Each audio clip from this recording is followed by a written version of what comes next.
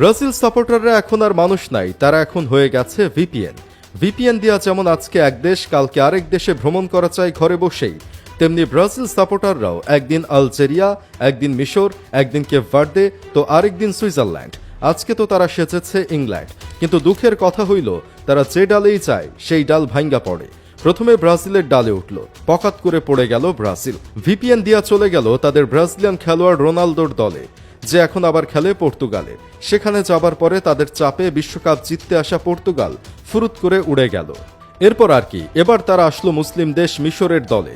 আইসা এমন কুফা লাগাইল যে এই মুসলিম দেশটা যারা ম্যাচটা প্রায় জিতেই যাইতেছিল তাদেরকেও দিল হারাইয়া। হায় হায়। আচ্ছা, মিশর শেষ হইলে তারা সুইজারল্যান্ডে আসলো। সুইজারল্যান্ডের শীতের সদনে তাদের সব ঠান্ডা, আর্জেন্টিনাও তাদের ঠান্ডা করে দিল। সুইজারল্যান্ডের শান্ত শীতল আবহাওয়ায় আর তাদের বাঁচাইতে পারল না।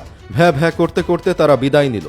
এখন তারা ঠাঁই নিয়েছে ইংল্যান্ডে। স্কুলে থাকতে আমরা যে খেলতাম যেমন খুশি তেমন সাজো, সেই যেমন খুশি তেমন সাজোতে আজকে ব্রাজিল ফ্যানরা সাজবে ইংল্যান্ড।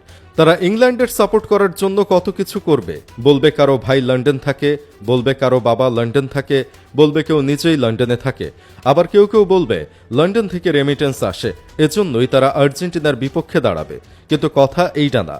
কথা হইল, ব্রাজিল সাপোর্টাররা এবার এমন এক বাজে সিচুয়েশনে আছে, তারা যেই ডালে বাসা বাঁধে সেই ডাল ভাঙ্গা পড়ে। যেমন সেই গানের মতো, যেই ডালে বান্ধি বাসা আমি, ভাঙে সেই ডাল আমার, এমনই কপাল।